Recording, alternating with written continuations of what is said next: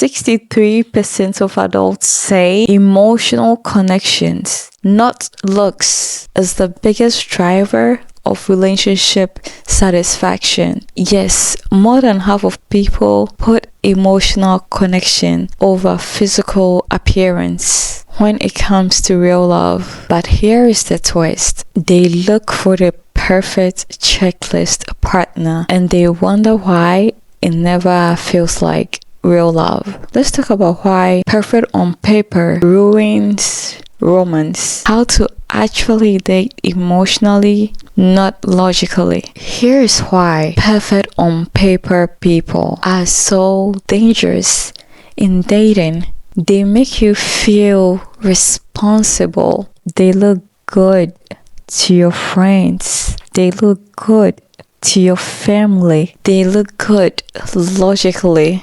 So when something feels off, you don't question them. You question yourself. You tell yourself they are kind. They are consistent. They are not doing anything wrong. And that is true. But here's the part no one says it out loud. Being good on paper has nothing to do with being emotionally available. Some of the most emotionally unavailable people you will meet look really put together. They are calm. They are successful. They are controlled. They don't explode. They don't chase. They don't fall apart. And because of that, some people mistake emotional distance for emotional maturity. But being emotionally available is not about being composed. It's about being open. And a lot of perfect on paper people are deeply uncomfortable, especially with vulnerable emotions. This is where you start to feel the disconnect. First, it's subtle. Conversations stay safe, surface level, but productive. You talk about work.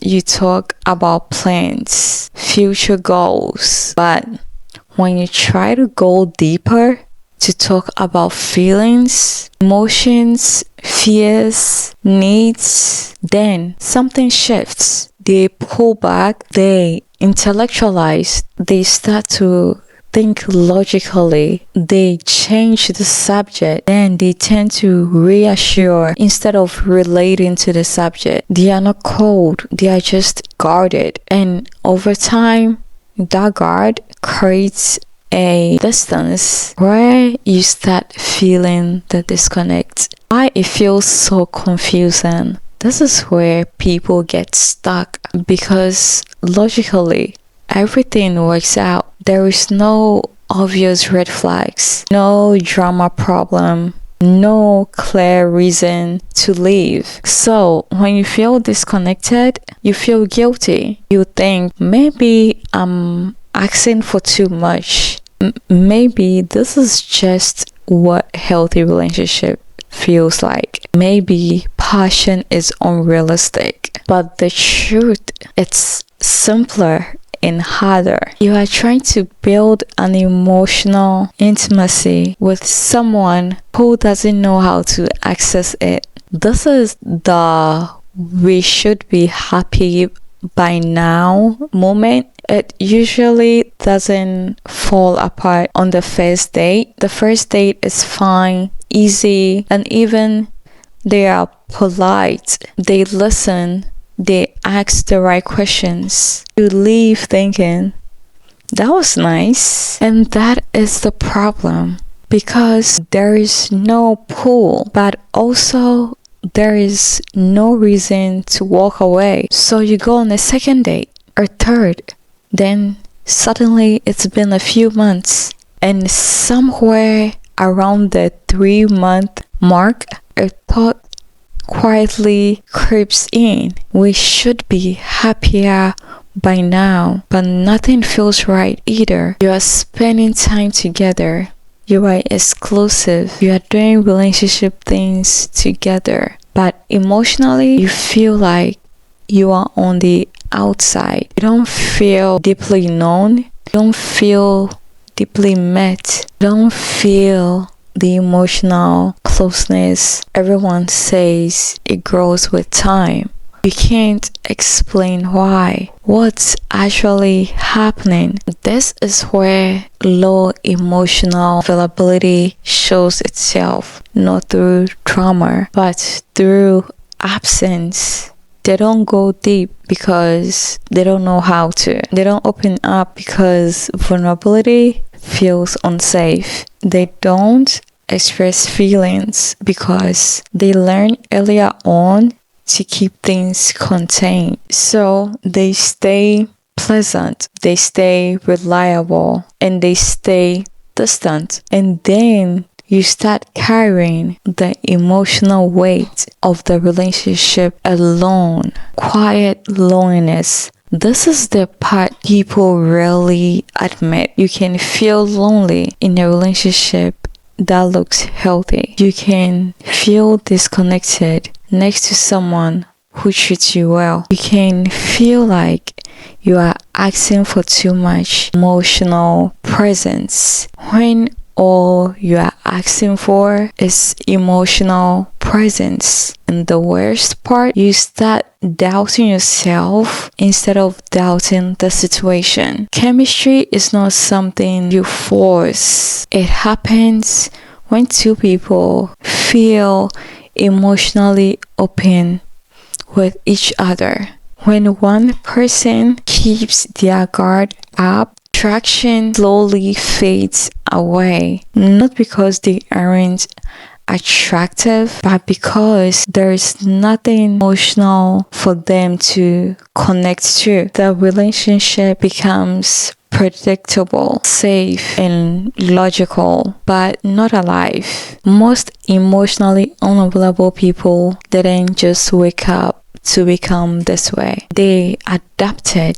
At some point in their life, being emotional wasn't safe, or it wasn't rewarded, or it was simply ignored. So they learned something early on. Feelings complicate things. Control keeps things stable. Maybe they grew up in an environment where emotions were minimized, where feelings are met with "don't be dramatic, you are just overthinking, just be logical." So they learned to rely on their head instead of their heart.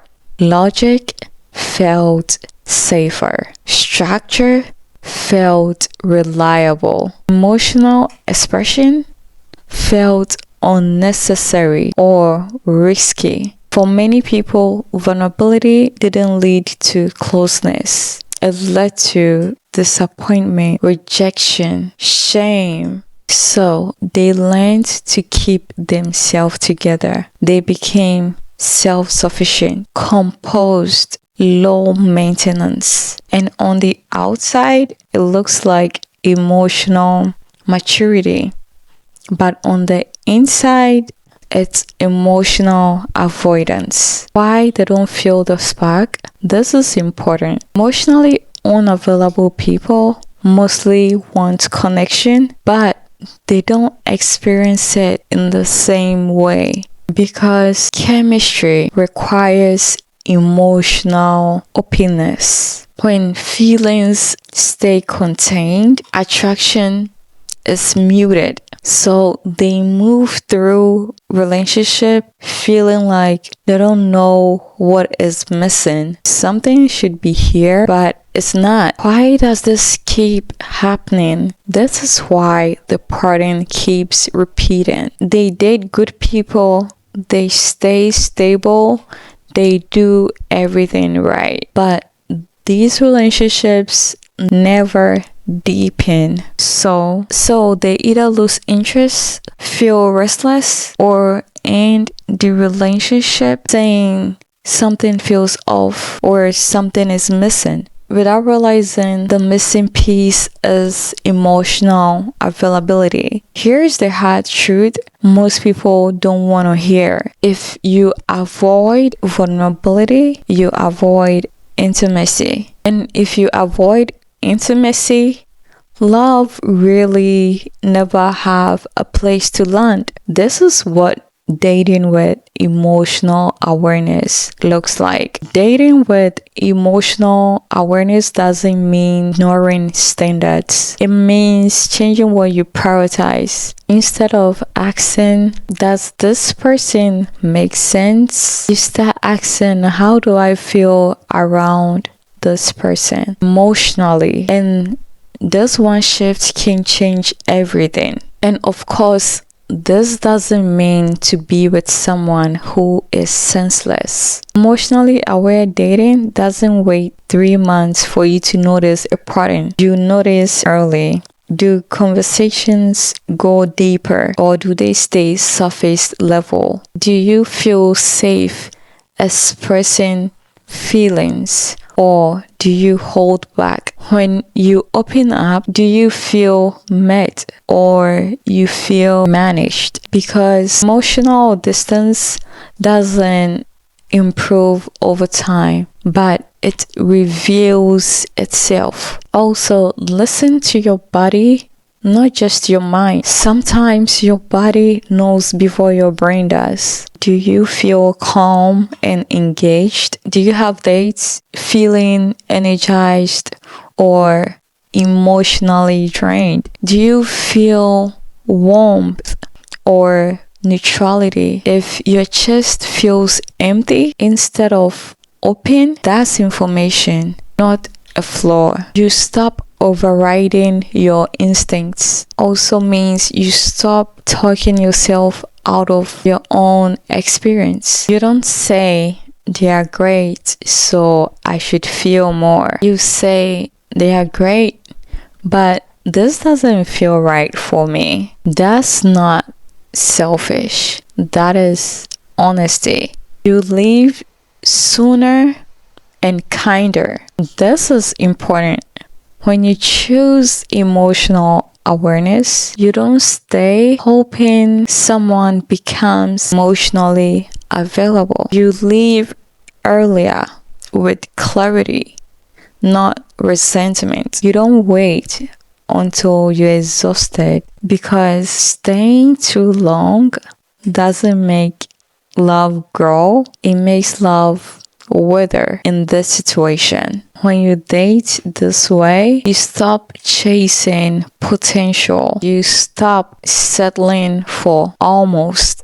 You stop confusing safety with connection, and you create a place for something real. So when people ask, why do I keep dating people who are perfect on paper but leave me feeling empty? The answer isn't that you are broken. It's that you've been taught to choose logic over connection. Remember how we started? Emotional connection, not looks, not status, not stability. These things are the strongest predictor of relationship satisfaction. And yet, so many people keep choosing relationships that make sense instead of relationships that feel alive. If you are the person who keeps ending up with partners who are perfect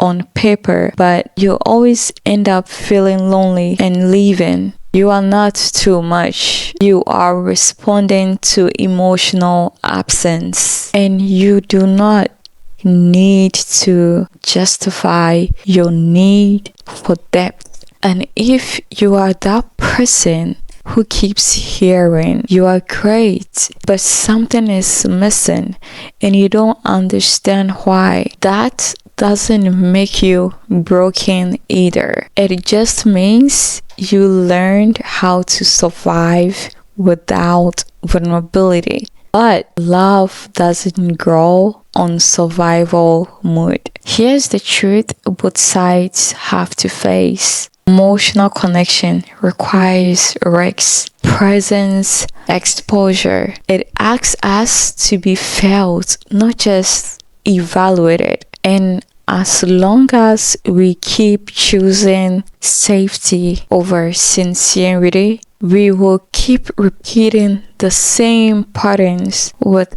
different people.